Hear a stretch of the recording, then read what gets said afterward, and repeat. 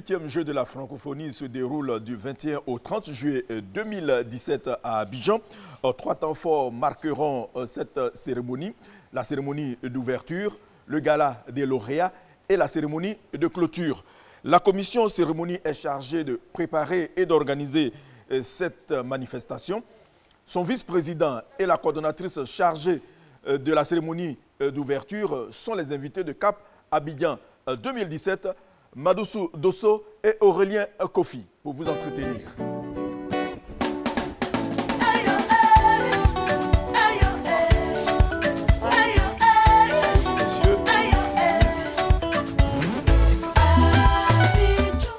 Le compte à rebours a commencé. Nous sommes à moins de 2 mois de l'événement. Dans quel état d'esprit êtes-vous? Et qui avez-vous en charge la préparation et l'organisation des 3 grandes cérémonies? On commence par vous, le vice-président. Ok, merci. Merci, M. Angwa. L'état d'esprit est haut. Nous sommes à pied d'œuvre pour organiser donc, les 3 cérémonies et offrir trois belles cérémonies à nos populations ivoiriennes.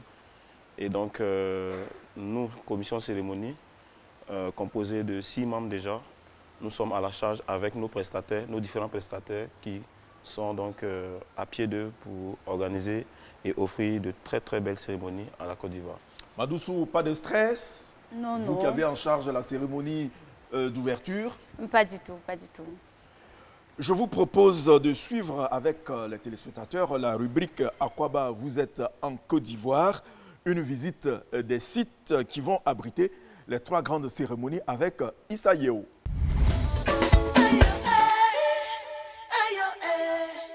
La commission cérémonie à pied d'œuvre pour peaufiner des stratégies en vue de réussir le pari de la mobilisation pendant les 8e Jeux de la francophonie. 3 grandes cérémonies vont marquer ces Jeux, les cérémonies d'ouverture et de clôture et le gala des lauréats. La clé d'entrée dans ces Jeux sera la cérémonie d'ouverture, prévue le 21 juillet prochain au stade Félix Houphouët-Boigny.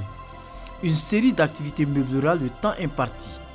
Un défilé des participants, des prestations artistiques et des feux d'artifice vont permettre au public de savourer des instants inoubliables de ces Jeux.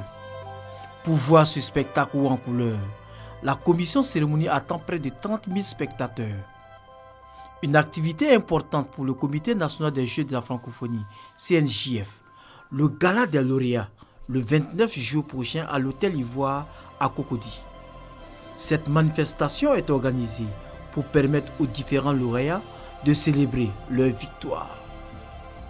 L'autre défi non moins important à relever est la cérémonie de clôture, prévue le 30 juillet au village des Jeux à l'Institut national de la jeunesse et des sports INJS à Marcory. La commission cérémonie est en train de prendre toutes les dispositions afin que ces 8e Jeux de la francophonie se terminent en beauté au bord de la lagune ébriée.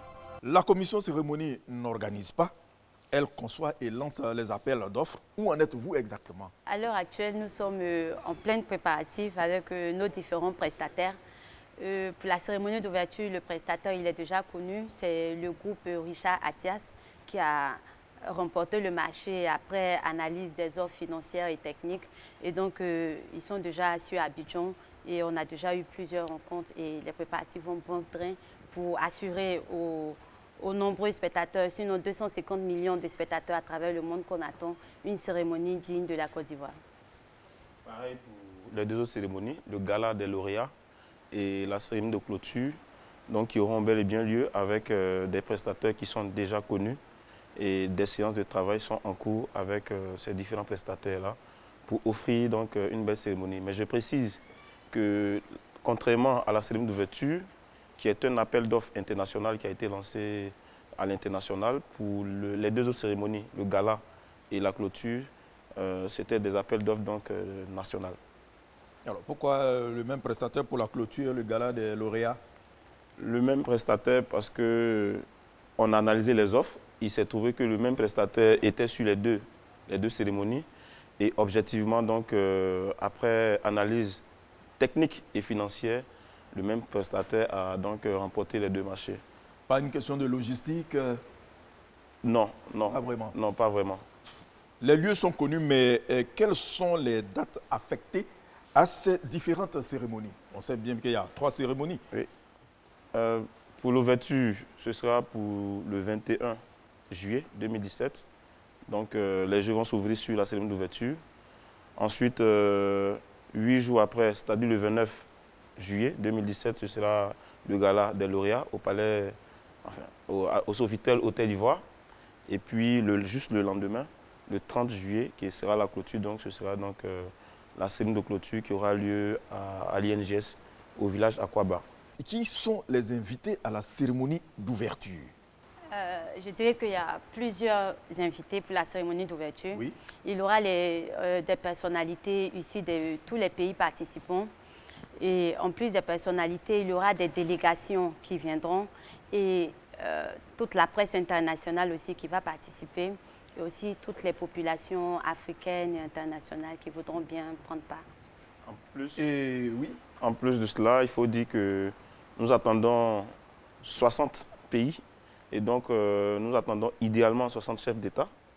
Nous attendons également toutes les personnalités de l'Organisation internationale de la francophonie avec à sa tête Madame la secrétaire générale de l'OIF et également les délégations qui viendront des différents pays qui seront là. Et comme Madoussou l'a dit, on attend pratiquement 700 journalistes ici et 4000 athlètes qui donc doivent participer.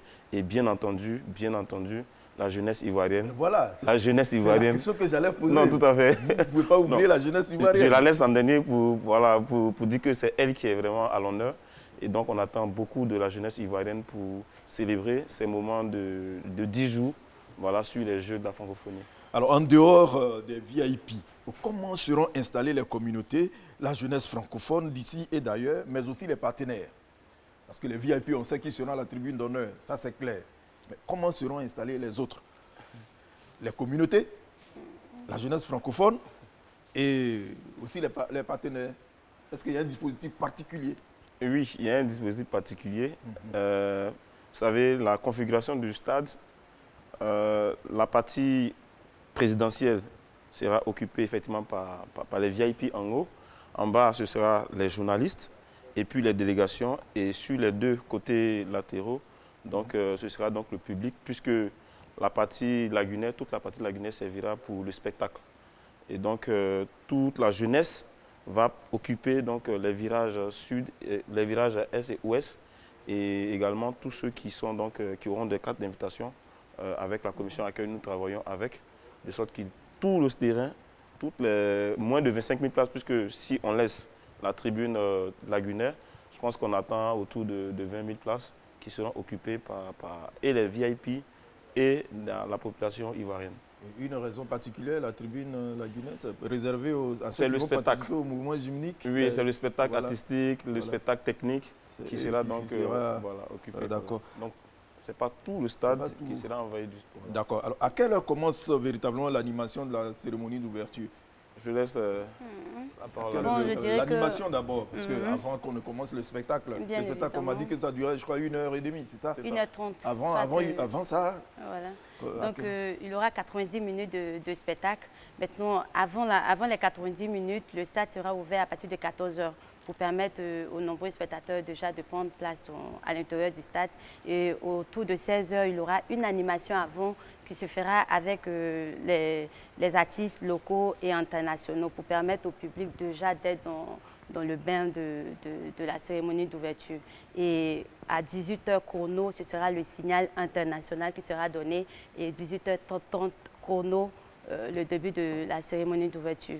Alors moi je reviens encore sur ce point, les dispositions avant la cérémonie d'ouverture.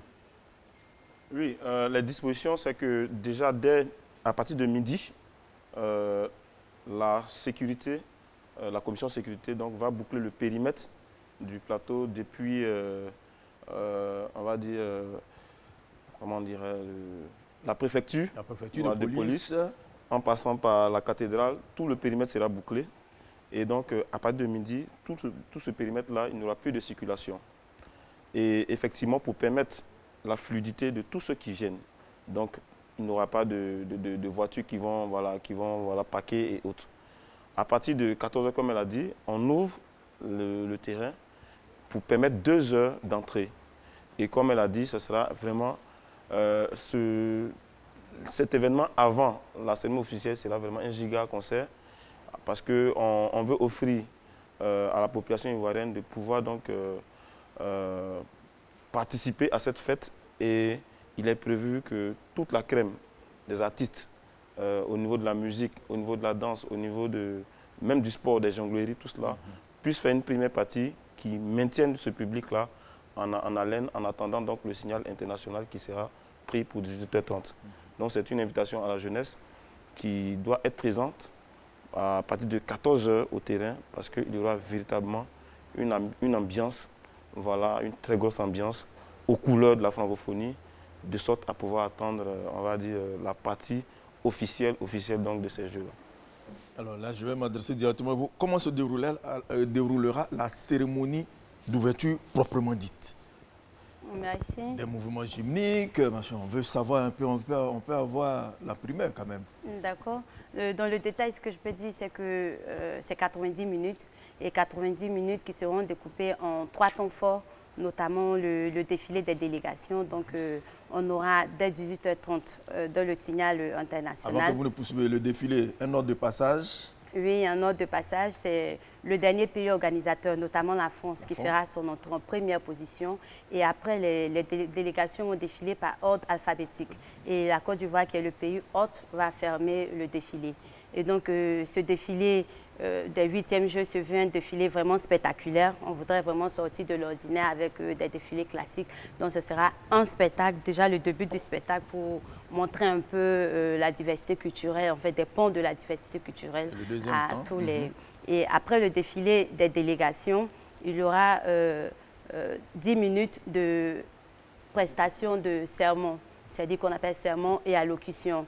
Et donc, la première intervention sera celle du ministre chargé des Jeux, qui sera précédée par une libation. Ça, c'est la Côte d'Ivoire qui fait vraiment la particularité, parce qu'ici, on sait que voilà, nous sommes sur la terre des diamants. Et donc, avant toute cérémonie qui se veut vraiment grandiose et la bénédiction des mânes, il faudrait vraiment procéder à une libation. Et donc, ce sera juste en 1-2 minutes.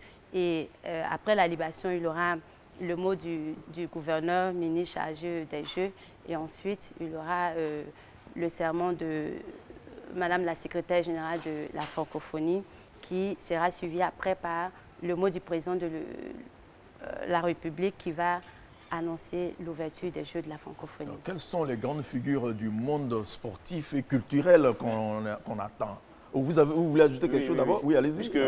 Ça, c'est les 2 parties, mais la 3e partie, c'est le spectacle artistique qui va durer 30 minutes.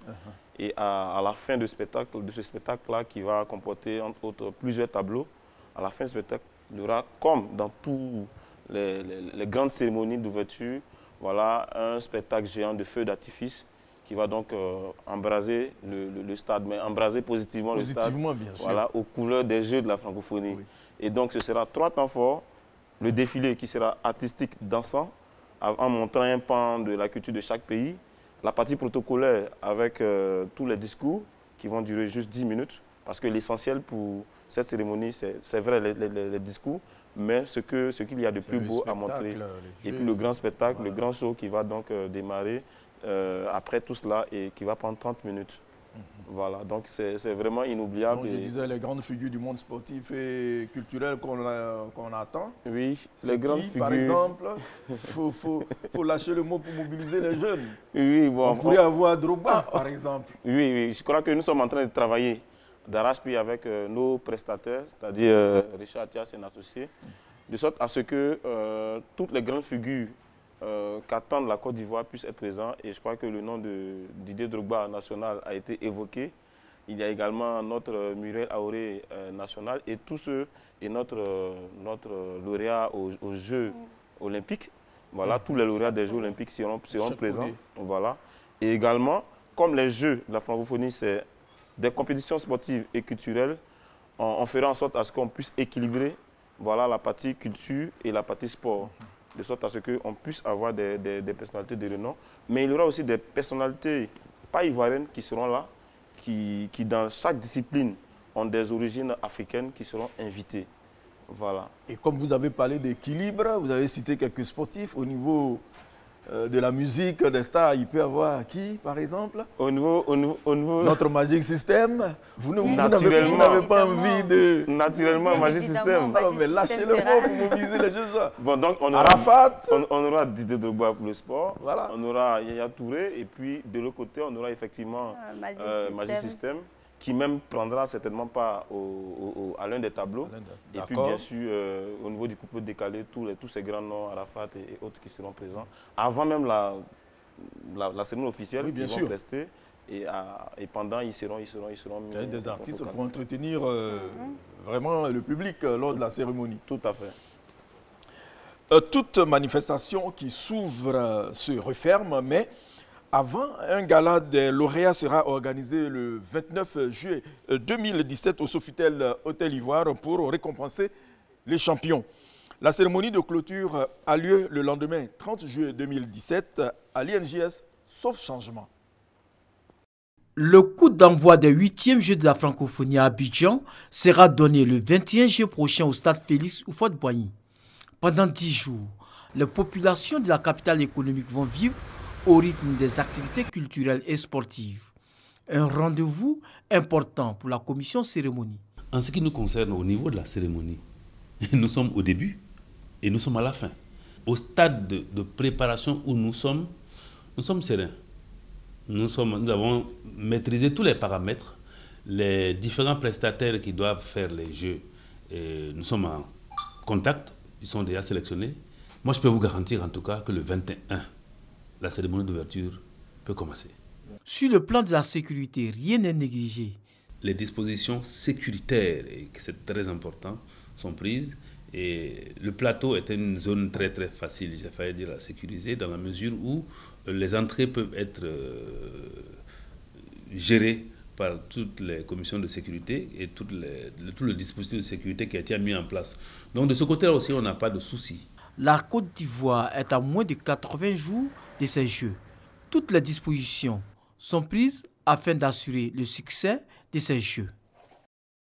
Le principe du gala des lauréats. D'accord. Le gala des lauréats, comme le nom même l'indique, c'est un gala fait pour les lauréats. Et il faut dire à l'origine, c'est une cérémonie qui n'existait pas dans les Jeux de la francophonie jusqu'à Nice. Donc les 7e Jeux de Nice ont été donc la première édition des galas des lauréats qui le comité international des Jeux de la francophonie a décidé de pouvoir instituer une autre cérémonie, les galas des lauréats. Et le principe, c'est que c'est des compétitions où, au bout de l'effort, il y a la récompense. Et donc, la récompense, après la récompense, il faut également des célébrités, il faut fêter ces récompenses-là. Et donc, l'idée du comité international des Jeux de la francophonie, c'est d'instituer une fête des lauréats pour pouvoir donc mettre un brassage entre les sportifs et les culturels autour d'une cérémonie où ce serait uniquement les lauréats qui seront à l'honneur. Et l'autre particularité, c'est que, contrairement aux compétitions sportives où, juste après une épreuve, les lauréats sont récompensés par la médaille, c'est un peu particulier pour les compétitions culturelles. Et donc, cet événement-là est l'occasion de récompenser officiellement les lauréats des concours culturels en présence des lauréats des concours sportifs. Et à la fin de toutes ces récompenses, il y a une fête à laquelle tous ces lauréats-là participent. Et ce sont ces lauréats qui sont acteurs de cet événement-là. Uniquement que les lauréats qui vont, sous la houlette d'un metteur en scène chevronné, vont donc faire une chorégraphie à la fin pour donc montrer ce brassage, cette diversité justement dont on parle et fêter donc cette solidarité entre les différents peuples à la suite des compétitions. Voilà l'esprit du gala des lauréats. Et le gala dure combien de temps et quel est le déroulé? Il dure 90 minutes et il est un peu conçu dans l'esprit des Césars parce qu'il y aura un tapis rouge qui sera déroulé pour permettre à tous les lauréats d'être là. Et donc les invités spéciaux pour ce gala-là, c'est les lauréats et les délégations des différents pays qui auront pris part. Voilà, vous savez que le Sofitel Hôtel Ivoire, c'est 1800 places. Et donc, c'est vraiment sur carton d'invitation. Justement, j'allais vous demander combien de places. Voilà, 1800 places. Et donc, ce sera ceux qui seront à l'honneur, les lauréats, d'une part, les délégations des différents pays et quelques invités de l'OIF et des personnalités ivoiriennes qui vont donc prendre part à ce gala-là. Et donc, un tapis rouge sera dressé et il y aura des éléments vidéo qui vont retracer l'extrait des différentes compétitions. Voilà, et différents concours. Voilà, et puis comme à des événements comme les Cora et autres, on viendra pour récompenser ces lauréats-là. Et après quoi, la seconde partie sera vraiment beaucoup plus artistique et spectaculaire. Alors moi j'ai un petit souci, les compétitions se poursuivent jusqu'à la veille même du gala, oui. Alors qu'il y a une mise en scène à préparer. Comment résoudre cette question? Justement, les instructions du Comité international des Jeux de la francophonie, c'est que le CNJF, en collaboration avec le CIJF, puisse travailler de sorte à pouvoir trouver une meilleure mise en scène. Donc, durant les compétitions qui vont commencer à partir du 21, il y aura un metteur en scène qui va donc passer de compétition en compétition pour déjà voir les compétiteurs, identifier les lauréats et puis au fil des prix qui vont être donnés, il va donc prendre 2 jours, 3 jours pour sélectionner ces lauréats-là et mettre une mise en scène en place. Après, les compétitions, les dernières compétitions comme le sport et autres qui auront lieu enfin, le lendemain, ces compétiteurs seront présents, ils prendront part, mais bien sûr, ils ne seront pas mis en exergue comme les lauréats qui seront connus. Donc, il y aura un travail qui va être fait pendant les compétitions par un metteur en scène et qui va mettre tout cela en corrélation 2 ou 3 jours, 4 jours avant l'événement du 29. Voilà. Et donc, c'est pour ça qu'on a besoin d'un metteur en scène de métier qui pourra donc associer culturel et sportif autour de cet événement-là. Alors, que réservez-vous au bouquet final à l'INJS? À l'INJS, le bouquet final. Oui. C'est toute la culture ivoirienne qu'on veut mettre en lumière à l'INJS. Parce que si la cérémonie d'ouverture, elle sera de dimension internationale et donc fera appel à beaucoup d'effets spéciaux, à l'INJS, c'est vraiment la fête des compétiteurs. Voilà, je rappelle que c'est là-bas le village des Aquaba, voilà. Et donc, tous les compétiteurs seront sur place. Et c'est vraiment le bouquet final pour faire une fête avec tous les compétiteurs. On a fini la compétition, il n'y a plus d'animosité. Et donc, on organise une cérémonie de clôture qui va mettre en exergue toute la culture ivoirienne. Voilà, donc toutes les stars de la musique, de la danse, de la mode. En 90 minutes, on va donc montrer le savoir-faire de la Côte d'Ivoire à travers cette cérémonie de clôture qui va vraiment mettre en corrélation tous ces compétiteurs qui auront passé 10 jours en Côte d'Ivoire. Et l'élément essentiel de la cérémonie de clôture, c'est le passage de flambeau entre la Côte d'Ivoire, qui est le dernier pays à organiser les Jeux, et le prochain pays hôte des 9e Jeux, c'est-à-dire le Canada Nouveau-Brunswick. Et donc, il y aura cette belle cérémonie de passage des flambeaux entre la Côte d'Ivoire et le Canada Nouveau-Brunswick. Et on ambitionne d'inviter un artiste canadien, voilà, du Nouveau-Brunswick pour pouvoir donc participer à cette fête de fin. Voilà. Une manifestation publique, qui a droit à y participer? C'est pareil comme la cérémonie d'ouverture, la cérémonie de clôture? Non, c'est pas pareil. Voilà. C'est pas pareil. Qui a droit à participer? Pratiquement tout le monde, la jeunesse encore. Mais vous savez qu'on aura très peu de places à l'INJS, contrairement au stade Félix Houphouët-Boigny. Bien sûr. Voilà. Et donc, les premiers qui ont droit, c'est tous les compétiteurs. Et puis, la jeunesse ivoirienne qui sera... Vous avez une idée du nombre de places? Oui, nous échangeons avec le chef du village.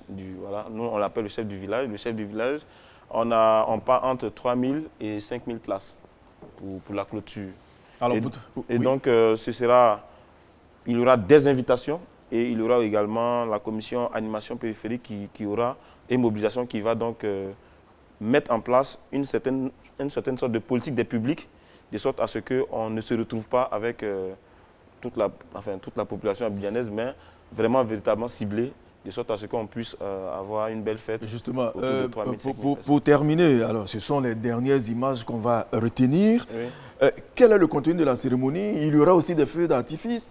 Les gens vont se dire au revoir. Oui. Quelles sont les dernières images qu'on va retenir au niveau de l'INJS? Bien évidemment, la cérémonie de clôture va se terminer par un giga feu d'artifice. Ce sera un peu comme la cérémonie d'ouverture, sauf que, comme il a dit tout à l'heure, l'accent sera mis sur le patrimoine culturel ivoirien pour ensuite faire une ouverture sur le prochain pays organisateur. Et donc, en plus du défilé des délégations, des sermons et autres, et puis de la fresque artistique qui aura lieu, il y aura un grand feu d'artifice qui va cette fois-ci encore embraser le village des Jeux. Positivement le village des Jeux. L'INJS n'étant pas très grand, donc c'est la commission animation périphérique qui sera chargée, en plus des délégations, des participants, de faire la mobilisation au niveau des différentes communes. Donc c'est tout le district d'Abidjan qui va prendre part aux Jeux, mais avec un public vraiment sélectif. Madoussou Dosso, vous êtes la coordonnatrice chargée de la cérémonie d'ouverture. Aurélien Kofi, vice-président de la commission cérémonie. En tout cas, merci d'être venu. Rendez-vous dans 15 jours pour un autre numéro de Cap Abidjan 2017. Bonsoir.